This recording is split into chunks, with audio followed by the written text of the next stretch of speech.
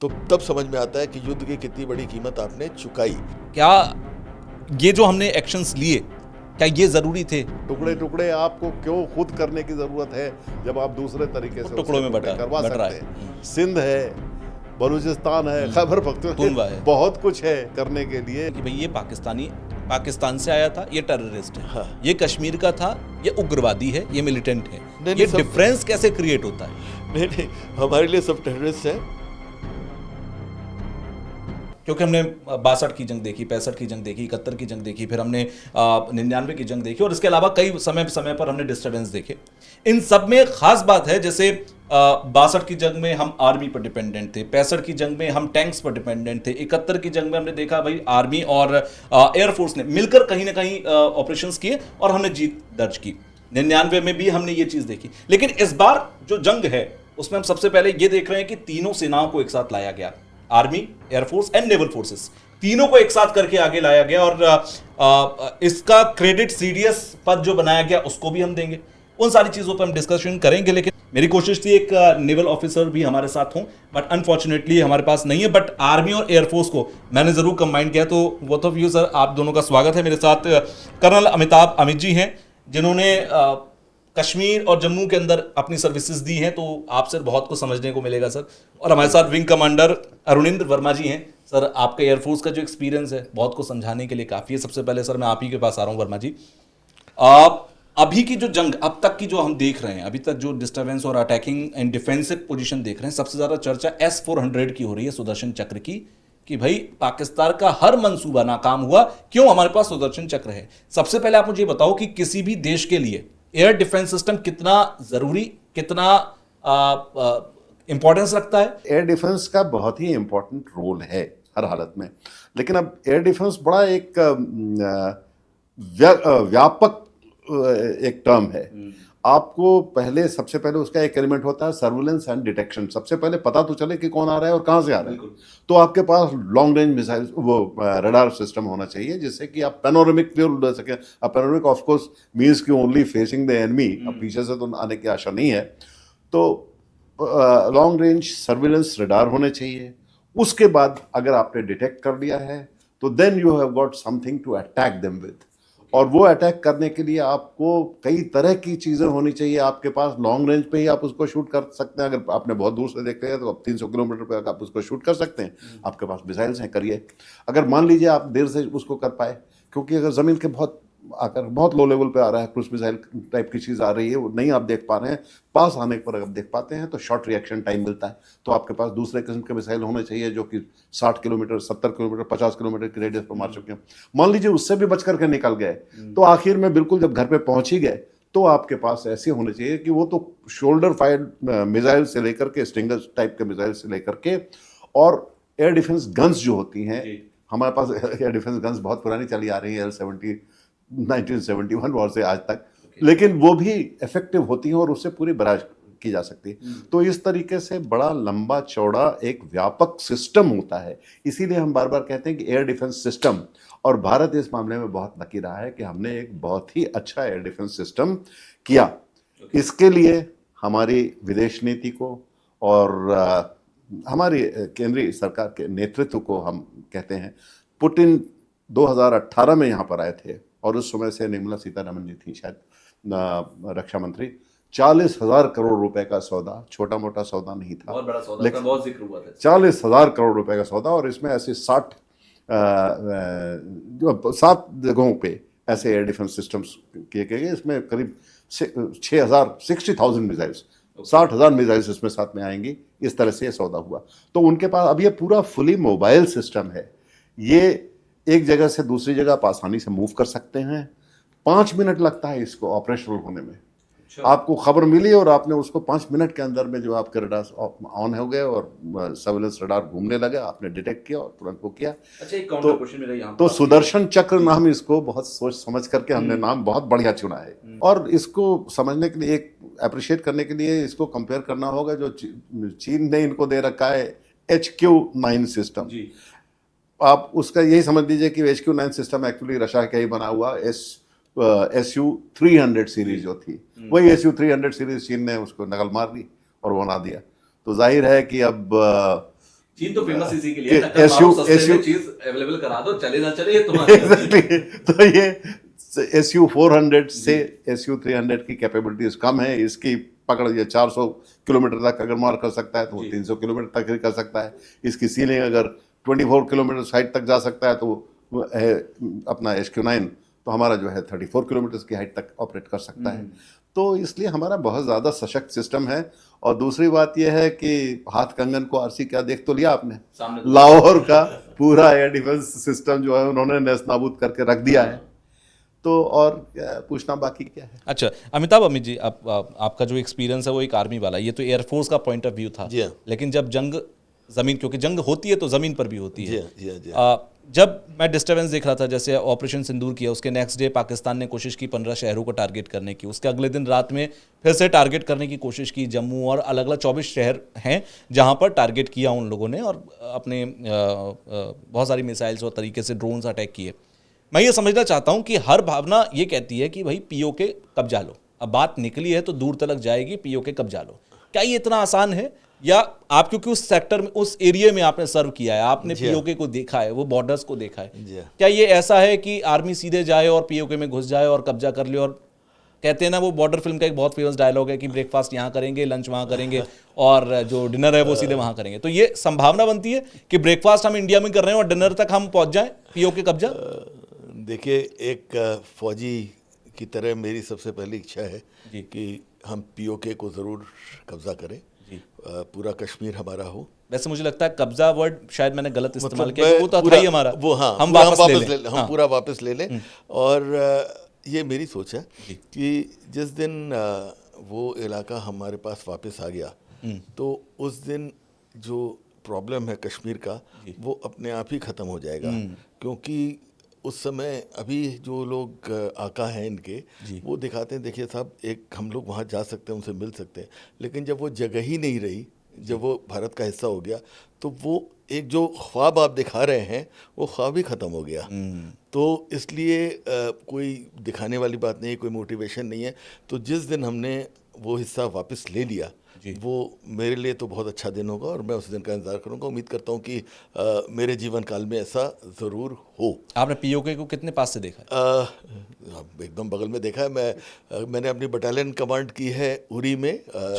काठी एक बार नहीं, दो बार किया है इन्होंने। तो मैं वहाँ पे रहा हूँ, और मैं तब रहा हूँ जब सीज़ फायर नहीं हुआ था। अक्टूबर 2003 में सीज़ फायर हुआ था, और मैं दिसंबर 2001 से लेके और अप्रैल 2004 तक वहाँ पे कमांड कर रहा था।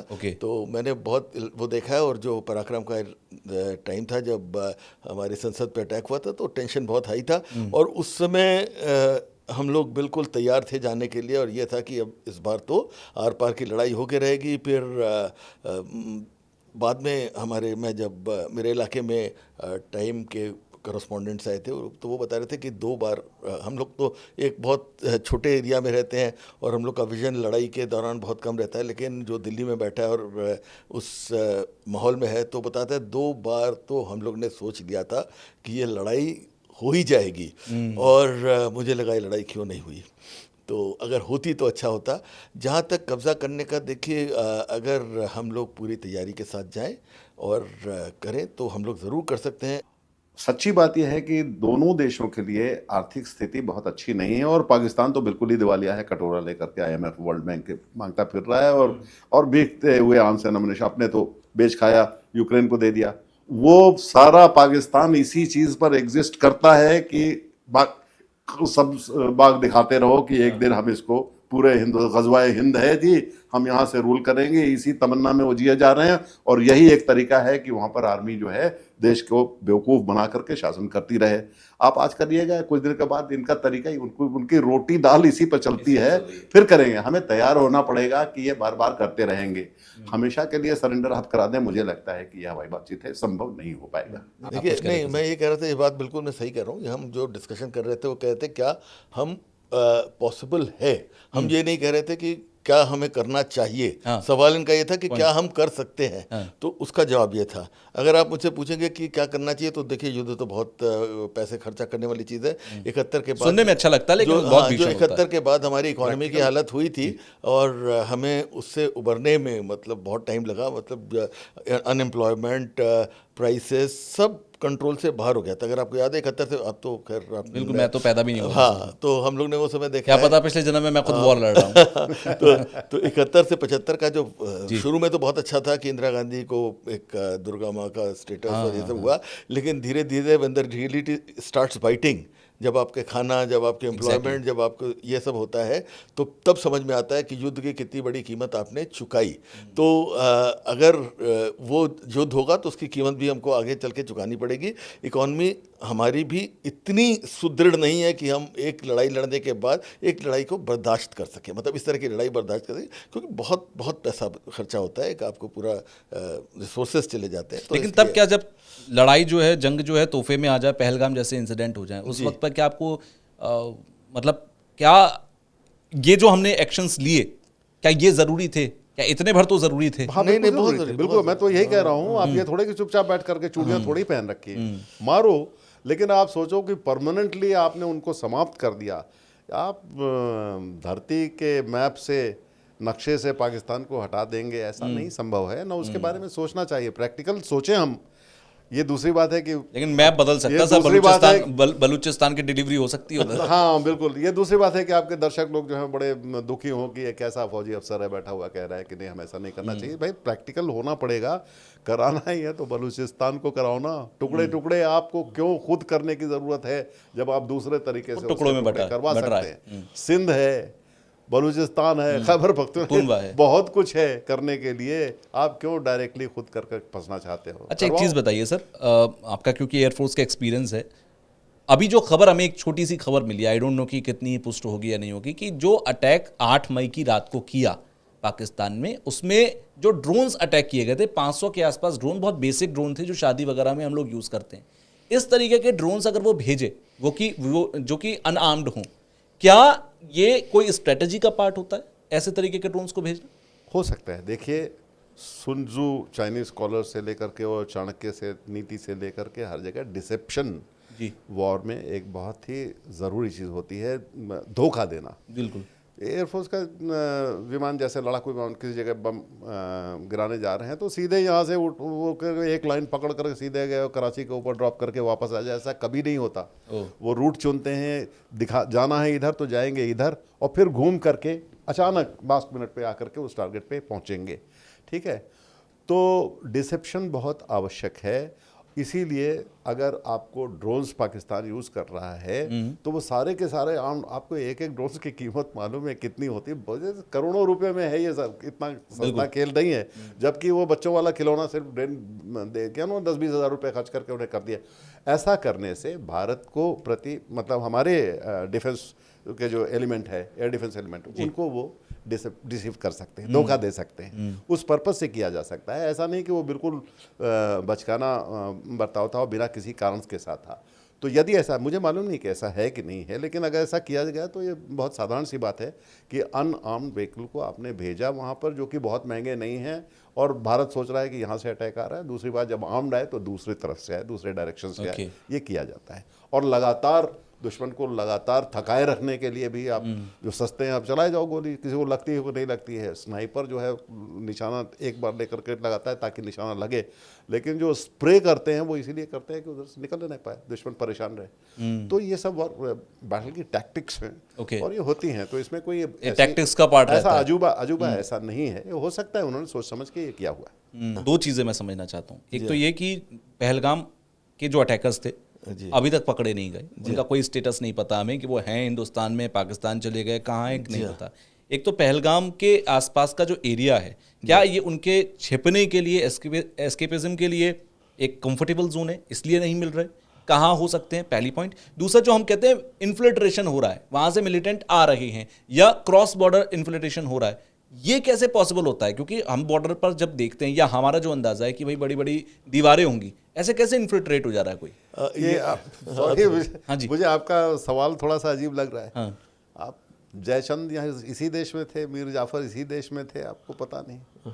बहुत लोग हैं सहायता करने वाले, Okay. और उनकी सहायता के बिना आ ही नहीं सकते। नहीं, देखिए तो ये बाकी कड़ू साहब सबसे बताएंगे। सबसे पहली बात तो जहाँ तक उनको पकड़ने की बात है, उन सबको आइडेंटिफाई कर लिया गया है। जी। एक एक टेररिस्ट हमारा जिसने जो इन्वॉल्व था आइडेंटिफाइड थे, और जब आदमी कोई इतना बड़ा एक्शन करता है तो अपने निकलने का प्लान भी तैयार करके रखता है, तो वो भी तैयारी के साथ आए हैं।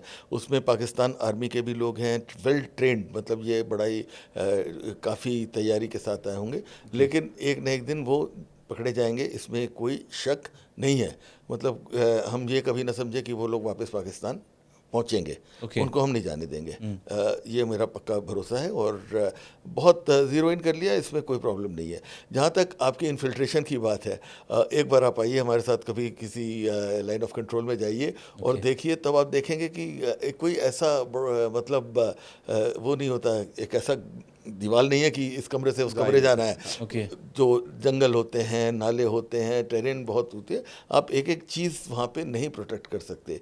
और इतना होने के बाद भी आप अगर 100 आदमी पकड़ेंगे तो 10 आदमी के निकलने की गुंजाइश रहती है। मतलब बहुत मौसम ख़राब होता है, धुंध होती है, और अब तो जबकि एलसी, पहले तो लाइन ऑफ कंट्रोल पे फेंसिंग नहीं थी, अब तो फेंसिंग भी लगा दी गई है, लेकिन अब आप उसके फेंसिंग कर दीजिए तो उसके नीचे से उसके टनल नीचे खोद से- करके हाँ, कुछ- टनल, बहुत सारी टनल ऐसी मिलती टनल है। कूद तमाम के, टनल्स हैं। मतलब बहुत तरीके होते हैं, मतलब, लेकिन आप हमारे पास अभी बहुत अच्छे जो सर्विलेंस इक्विपमेंट है, नाइट विजन डिवाइसेस हैं, थर्मल इमेजिंग, पूरा एक एक चप्पे चप्पे को करते हैं, लेकिन फिर भी इतना बड़ा इलाका है कि उसको फिजिकली, मतलब कुछ न कुछ आ ही जाते हैं, कुछ न कुछ आ ही जाते हैं लोग, और वो आते हैं और उसके बाद मिल जाते हैं। जैसे मैं आपसे अभी थोड़ी देर पहले बात कर रहा था कि वो आएंगे और सबसे पहले वो लोग किसी गांव में मिल जाएंगे, और उनको पता है कि यहाँ पे स्लीपर जो भी होता है, वहाँ पे तो ओवरग्राउंड वर्कर हैं, OGW जो हैं वो लोग, उनको पता है इनके घर में पहुँचना है, या उनको पहले ही लोग तैयार रहते हैं उनको रिसीव करने के लिए। और ऐसा नहीं है कि पकड़े नहीं जाते, लोग बहुत पकड़े जाते हैं, और बहुत कम हो गया इन्फिल्ट्रेशन। अब अगर आप देखिए 90 की दशक और 2000 के दशक के मुकाबले इन्फिल्ट्रेशन बहुत कम हो गया है, और जो लोकल हैं उसमें भी है, लेकिन थोड़ा आजकल लोकल्स भी हैं, लोकल टेररिस्ट भी हैं, तो उसको एकदम कोई ऐसा ये मिलिटेंसी बनती कैसे है? एक चीज़ मैं इसलिए आपसे पूछ रहा हूँ क्योंकि हम सुनते हैं कि भाई ये पाकिस्तान से आया था, ये टेररिस्ट है, ये कश्मीर का था, ये उग्रवादी है, ये मिलिटेंट है। नहीं, ये सब- डिफरेंस कैसे क्रिएट होता है? नहीं, हमारे लिए सब टेररिस्ट हैं, क्योंकि मिलिटेंट मतलब एक थोड़ा सा सॉफ्टर वो कर बरगलाया हुआ है, इसका दिमाग ये हिल गया है। मतलब है, लेकिन कोई जो आदमी हमारे देश के खिलाफ हथियार उठाए, कोई मिलिटेंट नहीं है, सब टेररिस्ट है, और सबको उसी तरीके से करना पड़ता है। लेकिन हम लोग की ये रहती है कि एक साइकोलॉजिकल वॉरफेयर, हमको ये मिलिटेंट को जो लोकल है उसे पकड़ना भी, और ये भी यकीन करना है कि उसके साथ वाले और कोई, भाई जो बाहर से आ रहा है उसको तो उतना फ़र्क नहीं पड़ता, लेकिन अगर मेरे गांव का एक बंदा पकड़ा जाता है और उसके पकड़े जाने से 4 लोग और ना वो हो, तो हमें इसलिए थोड़ा सा ट्रीटमेंट में थोड़ा सा हमको अपना फ़र्क रखना पड़ता है कि ये यकीन करने के लिए कि एक साइकोलॉजिकल वॉरफेयर को आगे उसको नहीं बढ़ने देना है। तो सर, जब लास्ट हमने एयर स्ट्राइक की थी, उस वक्त पर जब अभिनंदन हमारे गए थे और वो पूरा सिनेरियो सामने आया था, जब दोनों तरफ से फाइटर जेट्स की लड़ाई हो, जंग हो, और दोनों इन्वॉल्व हो जाए, fighter jets air to air involve हो जाए, उस वक्त पर क्या स्ट्रेटजीज, टैक्टिक्स बहुत मैटर करती हैं? क्योंकि अभी आप ऑफ द कैमरा मुझसे बात कर रहे थे कि सनलाइट वाली आपने बात की थी, ठीक है, कि सनलाइट होती है, सन जिस साइड में होता है वहाँ से चकमा देना होता है, वो सिनेरियोज कैसे होते हैं? एयर टू एयर फाइटिंग करने के लिए सबसे बड़ी चीज़ जो है वो जहाज़ उड़ाने का कौशल है। अच्छा, हम 1965 में पाकिस्तान के पास स्टार फाइटर्स F-105, वो बड़े बड़े नाम जी, और एक छोटा सा भुनगा सा जहाज जिसका नाम ही था नेट, और नेट माने होता ही भुनगा, और उस जहाज में बैठकर कीलर ब्रदर्स का नाम पता नहीं आपकी पीढ़ी ने सुना कि नहीं सुना, लेकिन 2 भाइयों ने मिलकर के सबसे पहले वीर चक्र पाने वाले एयरफोर्स के वो थे, वहाँ पर अच्छा। मार गिराया उन्होंने जी। तो उनके F-16 और स्टार फाइटर्स जो है काम नहीं आए। अब हमारे पास बहुत ही आधुनिक जहाज़ हैं, राफेल्स बहुत अच्छे जहाज़ हैं, और राफेल के सौदे के बारे में तो खैर बाद में कहना पड़ेगा कि देश का नेतृत्व जो है उसने कमाल किया है। हमें जो साजो सामान देने के लिए, सशक्त करने के लिए जो कुछ किया है, अब मैं किसी पॉलिटिकल पार्टी का तो नहीं हूँ, लेकिन कहने से रुक नहीं सकता कि मोदी जी के कार्यकाल के अंदर ही जो जो सशक्तिकरण हुआ है आर्म फोर्सेस का, वो ज़बरदस्त हुआ है। तो अब जब आपके पास ट्रेन तो है, आपका तो पायलट जो है स्पेस में भी जा रहे हैं, राकेश शर्मा आज से 50 साल पहले घूम करके आ गए। आपके पास योग्यता की तो कमी है नहीं, बिल्कुल। बहुत योग्य हैं आपके पायलट्स और बहुत अच्छे। उनको अगर आप मशीन दीजिएगा तो फिर क्या कहना, सोने में सुहागा है। तो इसलिए हर एक जहाज़ के टाइप ऑफ द एयरक्राफ्ट के हिसाब से टैक्टिक्स तय होती है कि वो क्या करेगा, कैसे होगा, और वो सिचुएशनल होती है बिल्कुल उस वक्त। तो वो उसमें जो आप देखते हैं कि कलाबाजी खा रहे हैं, वो ऐसे सिर्फ मजा लेने के लिए नहीं करते हैं। वो जिसको कहते हैं डॉग फाइट होती है बाकायदा, वो भी होता है। लेकिन अब जो है जिस तरह के साजो सामान आने लगा है कि अब आपने अगर मिसाइल शूट किया तो वो फॉलो करता है, हीट सीकिंग मिसाइल हो सकता है। वो दूसरे एनिमी के जहाज़ के निकल रही है उससे आगे, उसको गर्मी को सेंस करता हुआ उसे ले जा करके वो शूट कर देता है। तो टैक्टिक्स जो है जहाज़ के टाइप के ऊपर डिपेंड करती है, और इसीलिए हर पर्टिकुलर जहाज़ के लिए स्पेशली ट्रेनिंग जब आती है, ऐसा नहीं कि कोई भी फाइटर लड़ाकू विमान का चालक जो है कोई भी विमान उड़ा सकता है, ऐसा नहीं है। तो उसके लिए ट्रेनिंग करनी पड़ती है और उसमें अभ्यस्त होना पड़ता है और उसके वेपन सिस्टम्स को समझना पड़ता है। आज की लड़ाई जो है ज़्यादातर इलेक्ट्रॉनिक वारफेयर हो गई है, इलेक्ट्रॉनिक सेंसिंग होती है, इलेक्ट्रॉनिक वो आपके पास जो मिसाइल्स है वो खुद ही प्रेसिशन गाइडेड होते हैं। आपको ताज्जुब होगा कि किस उसके साथ जिस जगह पे इनका बावलपुर में उनका अड्डा है, वहाँ पर जाकर के एक भवन के ऊपर टॉप से एक इतना बड़ा छेद बना करके उसके अंदर सीधे जाकर के ये प्रेसिजन आप सोच सकते हैं। एग्जैक्टली। तो ये आजकल बहुत सुविधा हो गई है कि बहुत ही एडवांस सिस्टम्स हैं और हमारे पायलट्स तो योग्य हैं ही। इस मामले में मैं नाइंसाफ़ी नहीं करूँगा कि पाकिस्तान के, लेकिन एक्चुअली एक ही खून है, भारतीय सिपाही और पाकिस्तानी सिपाही। ये तो हमारी लीडरशिप जो पाकिस्तान की, उन्होंने सत्यानाश कर दिया। अदरवाइज पायलट्स उनके भी बहुत अच्छे थे।